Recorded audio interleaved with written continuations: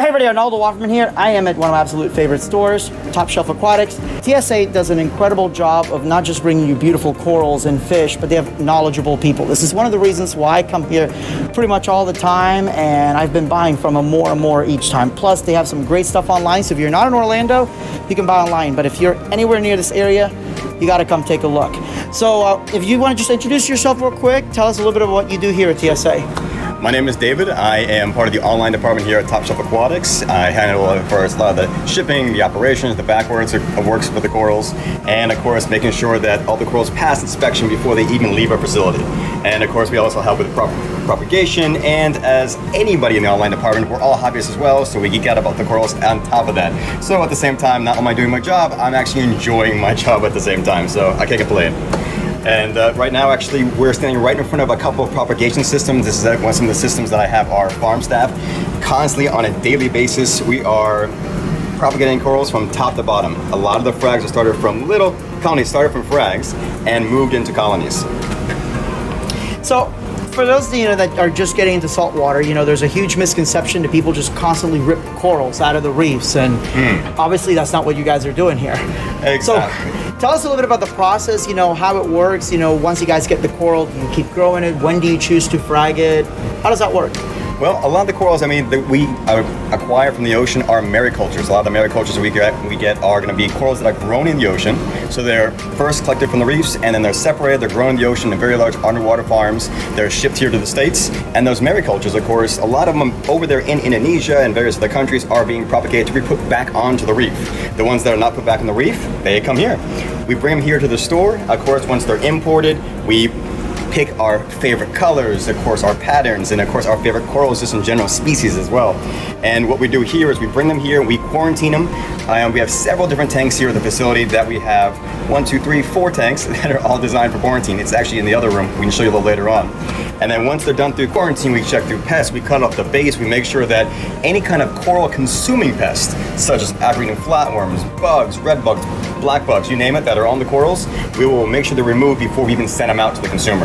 And this is one setup that you can see where corals are simply lined up, fragged, grown out, and then passed on to our customers.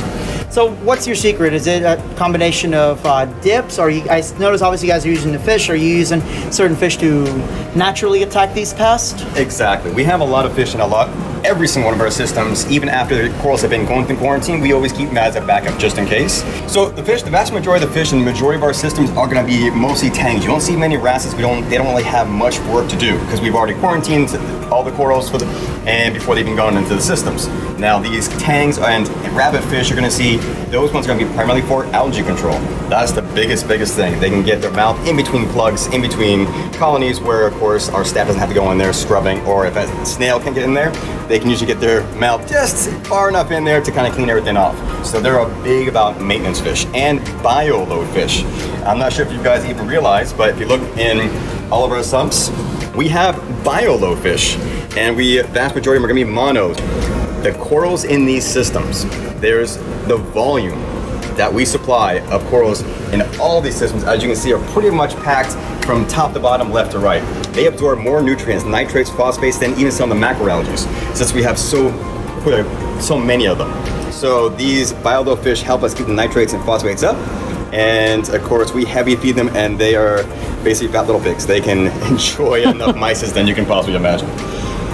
So as far as your, obviously we're seeing a lot of the radions. We do see some of the T5s over there. I forgot which ones over the T5s. We have the T5s and the Orphics over there. Yes, the Orphics. So how do you guys know when to choose one over the other, especially when it comes to LEDs? The big question that I see a lot of new reefers, what light do I go with? Why an Orphic? Why a radion? Why this? Why that? As far as the LEDs, what was your reasoning for choosing the different ones? Well, we're all harvest at heart here at the store, and myself and a couple of quite a few of the employees, as well as Kevin, one of the owners, we're big into experimentation. We're always wanting to try new technology, seeing the coverage, the light spectrum, what's going to grow a coral the best. And of course, the radions are tried and true. They grow corals, they have nice, deep, rich blue, royal blue colors, and the corals react fantastically for them. That's why we have a majority throughout the entire systems. Now at the same time, we always like to experiment, so hence we have the old school metal halide, which is something that myself and quite a few here employees have used well in the past, and those are classics. They will grow corals like there's no tomorrow, so you just can't throw away the metal halides, especially with Acropora. They're like growing machines for them. The T5s, and of course with the Kessel over here on the right, we have Orphic and T5 right behind you, and those ones right there, we're actually testing out the spectrum, we're testing out the growth. We want to see how these lights do amongst other kind of coral. Picking one, that's what, as you mentioned, everybody's trying to pitch the best light. Radions are tried and true, that's why we've used them for so long, because they've been out for a while. They're LED, they're low cost, low heat, they don't add additional heat to the aquariums, so we'll constantly be using them in our entire facility. Right now we have the Gen 4s, we'll be upgrading to the Gen 5s hopefully soon. It's just that we like to experiment with other lighting in the meantime, even though we are keeping our base with the radions. Okay, that makes a lot of sense. So the next thing is obviously power heads. You know, you guys are huge fans of MPs from what I can tell. Yes. But then I noticed that in some of the other tanks, you guys are using the gyres. Yes. So why one over the other? What was your reasoning for those? Depends on the tank, to be honest. It depends on the tank size. If you notice, a lot of these tanks are very, very similar in size. All these propagation tanks here on the right side of the farm are all the same dimensions. So for these ones, the MPs fit these very, very well, especially with the Acroporas, because we needed a lot of flow going through the center of the tank, so we can position the MP up and down instead of having a complete gyre effect through the entire system. So for Acropora, that works phenomenally. When we have the gyre is going to be on our lower tanks, and a lot slimmer tanks, longer tanks. We want that gyre motion going through, so we can actually go brushing over a lot of, say for instance, softies and so forth. It really depends on the dimension of the tank and how much flow we need to go through it. So let's say somebody buys a coral from you guys, you know, whether they pick it up or they ship it. Actually, let's say they ship it, because it's always a nerve-wracking process. You know, the big thing I see online is, oh my goodness, the shipping company, which I don't want to say any names, but it runs with edX, was 4 hours late. Is my coral dead? You know, and I mean, if we've been doing this for a while, we know what the answer is. But for the new reefers, do they really need to freak out if it's running a little late? No. Or what do they need to do to acclimate their coral for their tank? Please do not freak out if your coral is late. A lot of times, of course, when it's late, when it's a company like ours, we've actually taken preventive measures. For inside your box is going to be a thick 1.5-inch styrofoam cooler. So we have that one, we have cool packs and heat packs, depending on what part of the country we're going from. So if your coral is going to be a little late and it's stuck in the mail, say for instance next to a couple hours, it's not that big of a deal. The biggest concern for any package traveling through the United States, temperature. If your coral arrives super cold and you put your finger in the water and it's chilly, don't worry. Acclimate your corals like normal. Do not whatsoever, of course, freak out, leave the corals on the counter. Just let them sit into the water and allow them to change temperatures. The time that, of course, people are most concerned about is heat. I'd rather have a coral arrive at your house 15 degrees cooler than arriving 5 degrees hotter than 78 or 80 degrees. Those small little temperature changes in heat is what kills the corals. The cold, not so much, or almost ever. So, on the other side, you know, you got some beautiful Goniopora. That's my personal favorite. I love Ganis. Oh yeah, you know, I love Ganis. The big, you know, inside joke with them is, you know, you buy a Gani and then it just dies. Yeah. But you guys are obviously not having that experience. You guys are having these beautiful mother colonies, and obviously the frags coming out of them. What's your secret? Just keep it on stable parameters. A lot of those concerns that you see with Goniopora are, if you might notice, look at the forum, look at the threads. Those threads are years and years and years ago. And that's why, of course, when you have two little fishes, they have the Goniopower with the power that you feed those Ganis. Back when, those Ganis needed that extra nutrition to actually propagate. Otherwise, you would get this little round ball and they would RTN all the way up. The ones collected nowadays are not the same Ganis they used to collect, or that people used to have very, very frightening experiences with. Yeah. So the Ganis we have over here, they're actually more of an encrusting kind of Gani, which is very, very popular, which are around pretty much everywhere nowadays. Which is why so many people are having success with Ganis, is the species are a lot harder, their collection's a lot better, and of course, when they come in, they are practically polyping out before they even get out of the bag. So Ganis nowadays, you really don't have to worry about. I have had a Gani in my tank that's the same species that pretty much everybody's getting nowadays, that is well over 10 years old. And it grew from 3 polyps, and now it's a little grapefruit size. That's awesome. So just make sure you keep nice stable parameters, give them light, don't put them under ledges. They want to have, you know, some direct light and some decent flow where they're not bending over, but of course they're just kind of moving back and forth, and that's perfect for them. So You mentioned parameters. What are your ideal parameters here? Ideal parameters. We like to have our pH at 8.3. A lot of times, when you're just first starting out in the hobby, keep your parameters stable. That's the biggest thing, stability. You don't want to start messing around with your parameters until later on, of course, because when you're first starting your tank, you're going to only have a few frags, a few corals.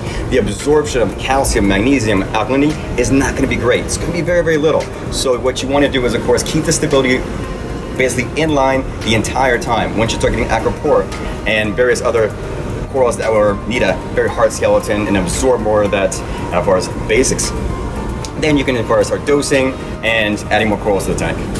So as far as your alkalinity, your calcium, do you know off the top of your head what you guys keep these at? Basically, we're keeping our alkalinity around 8.3 to 8.5. Okay. We're keeping the magnesium about 1350. We're going to keep the and calcium around 420 to about 440, 450, awesome. Depending on what tank it is. All right, now the controversial question, salt.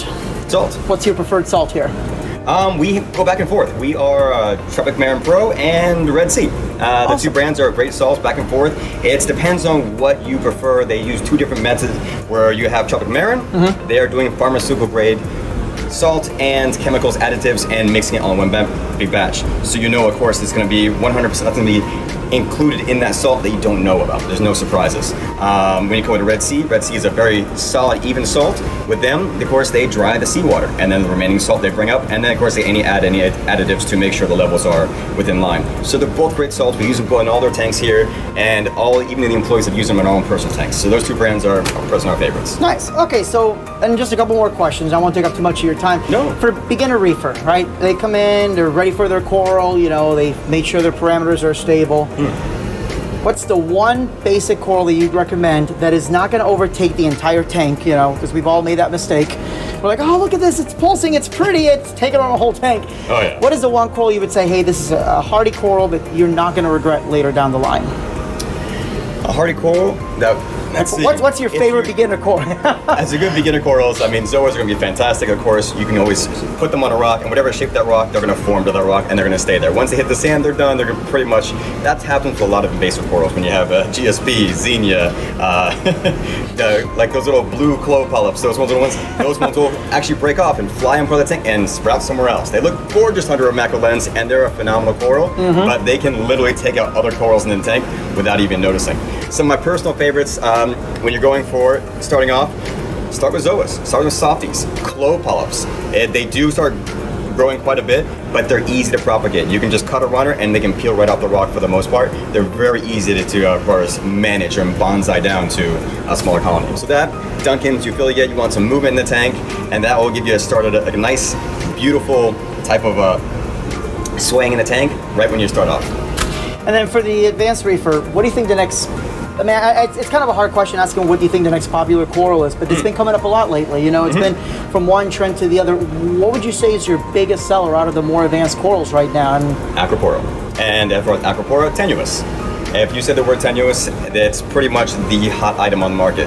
There are a lot of new tenuouses that are being blown up, of course, from overseas, that maricultures are showing what they're going to have, what they're going to be delivering here to the States, and everybody is basically drilling over them. So, because they have beautiful colors, they're going to have two-tone polyps, some are yellow on the base and red up top. You're going to have pinks, greens, blues, all throughout the coralites and through the base of the coral. So, any kind of tenuous within the Acropora family are probably the hottest coral that you're going to find. Awesome. How do people order corals from you guys? I mean, obviously, I'm sure they can Google Top Shelf Aquatics, but your Instagram's always showing absolute fire.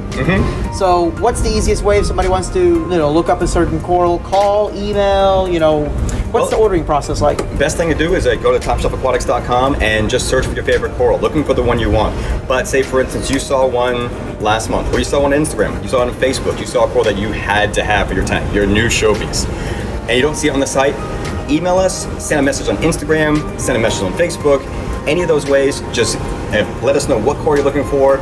Even if you don't know the name, send us a photo. Some way for us to identify it, and I can always check, and same with my staff, to see if we actually have another one in our farm, and we can set it aside and make you a custom order. We'll literally email you a link. You can purchase it on the website, and you're the only one who can grab it and no one else. And that way, of course, you can get your favorite one that you didn't see. Awesome. Well, thank you so much. I really appreciate it. Thank you. Yeah, anytime. Guys, any questions? I'm going to put all the links down below. Thank you so much. If you have any questions, leave them down in the comments. Make sure you like, subscribe, smack that bell around. Have a good night.